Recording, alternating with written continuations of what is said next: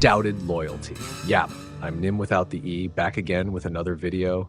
And of course, we're still in the vibes of Boruto chapter 25. Honestly, I'm not even sure where to start. But if I look back at the recent chapters, starting from Yodo's death all the way to a plot twist that none of us really expected, there's another clue that maybe we can piece together. In other words, it's about Boruto and Kashin Koji. The difference in perspectives between the two seems to create another narrative that I'd call a kind of mind game or strategy. So basically, this isn't really about Boruto and Koji sharing the same loyalty toward a single goal. Instead, it's about different priorities. Because, believe it or not, many of you have probably noticed, and I also agree, that in the final battle between Boruto and Jura, some wild assumptions started to surface. These hinted at the possibility of betrayal, or at least a lack of trust between Boruto and Koji. But in reality, it's much more complex, especially regarding Yodo's death. Koji didn't tell Boruto about the probability that led to Yodo's demise, not because Koji was being cruel or lacked a heart or empathy, but because he had seen the future. And this was all for a sacrifice. He knew that Yodo's sacrifice was crucial to awaken Sarada's Mangekyo Sharingan, a power that would ultimately change the course of the battle and, without a doubt, also help Boruto in the end, especially considering Sarada's ambition to support Boruto, yet being limited in strength and other factors.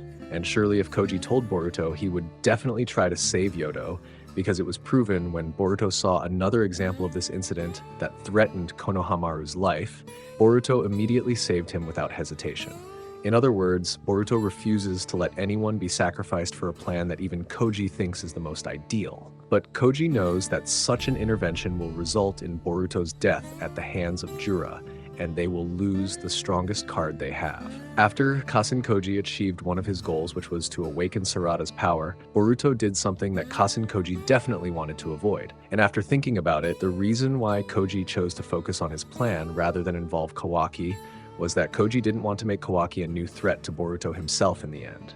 Yeah, even after Boruto revealed Kawaki's limited power, Kawaki didn't act according to his own desires, but instead lowered his desires and ambitions and chose to listen to and follow what Boruto wanted. Boruto began communicating with Kawaki without Kashin Koji's knowledge, but Boruto's intervention didn't actually disrupt Kashin Koji's plans too much. Boruto entered the battlefield with a clear and well-thought-out plan, as he knew full well that he had no absolute chance of defeating Jura. But he placed his trust in Kawaki and asked him to help fight Jura. Both Boruto and Kashin Koji act according to their own visions and missions. Koji chose a more extreme path, sacrificing some characters for a greater cause, while Boruto preferred a secret alliance with Kawaki to create opportunities for victory and mutual safety. Because when viewed from two open perspectives, it is a rare relationship, not built on love or loyalty alone, but on large-scale considerations and minimal loss. And still talking about Boruto, if we observe how Boruto makes and determines his decisions, he seems to prefer to sacrifice himself rather than sacrifice the lives of several people to save the planet Earth. And perhaps because Boruto doesn't want too many casualties as a result of Koji's plan,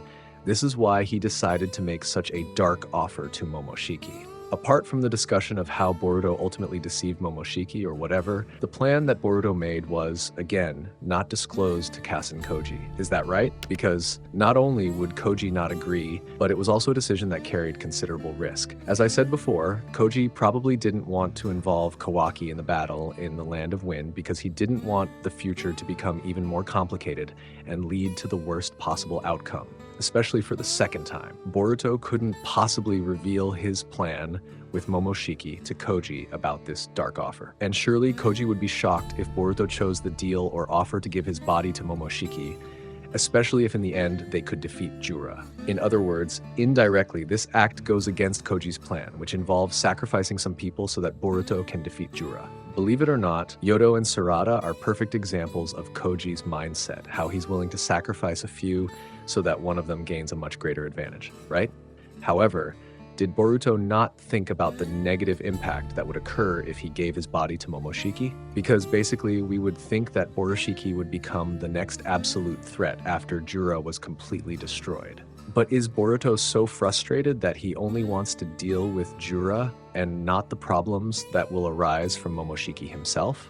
Because as I said in my previous video about the power triangle, this will end with Momoshiki fighting Kawaki. And what surprises me is Boruto that confident in Kawaki that he can ultimately overcome a problem like Momoshiki? But what is certain is that Boruto is currently only asking Momoshiki to lend his power to Boruto. I know that this could still be debated between Momoshiki defeating Jura or Boruto not asking Momoshiki to defeat Jura, but defeating Jura himself. This means that Momoshiki's only task is to lend a little of his power when Boruto fights Jura. However, as you know, a narrative cannot be an absolute reference. Even Koji's statement that Boruto is done for no doubt was broken by a plot twist that we never expected. And that also means that Boruto borrowing this power means that only Boruto will defeat Jura, or even Momoshiki will defeat Jura. But when considering other factors, Boruto seems to be playing it safe. In other words, he doesn't let Momoshiki use his body to defeat Jura, because he knows Momoshiki might do something beyond Boruto's control. Therefore, Boruto only asks Momoshiki to lend him his power. But again, this analysis may change as the story progresses. But if we go back to the case of Momoshiki, would Momoshiki be willing to help Boruto defeat Jura? And the simple logic is, who can guarantee that Boruto will really give his whole body to Momoshiki? Is a promise enough? This is honestly a difficult thing to believe. Therefore, there must be a solution that can convince Momoshiki that Boruto will not break his agreement. Initially, we had assumed or expected that if Momoshiki agreed to the offer, he would ask Boruto for a guarantee in the form of a soul exchange in karma. But for some reason, there is another alternative besides that, which leads to a contract seal. Perhaps this is the same as the connotation of soul exchange. But what about a mechanism similar to Shikifujin? This is a technique where the user has made a contract with Shinigami to exchange their soul for Shinigami's power, which can take the souls of others. The Shinigami can ensure that the person borrowing its power will definitely die after taking the soul of another person that the user desires. And that means if the mechanism is not far from that, could it be that Momoshiki should have created an alternative jutsu like this to ensure that after Boruto uses his power, Boruto's soul will immediately switch places with Momoshiki's soul? Or did Boruto himself prepare the jutsu to convince Momoshiki?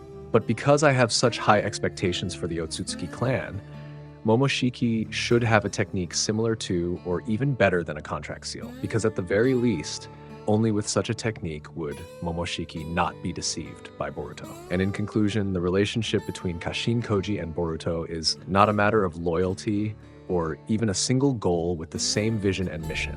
Because even if their goals are the same, if they have their own priorities, it is very unlikely that one of them will defect and make the future even more complicated. And regarding Momoshiki, could he have a special technique similar to a seal to avoid the possibility of betrayal? But again, for some reason, if the Otsutsuki clan is a clan that has lived for thousands of years and has even cheated death by finding a vessel, it is highly unlikely that they do not have a contract seal technique that will ensure their souls will not be completely lost, even if they lie. But what do you guys think? If you have a different perspective, let's discuss it in the comments. Thank you for watching, like, and subscribe. I'm Nim without the E. See you in the next video. Bye-bye, Data Bio.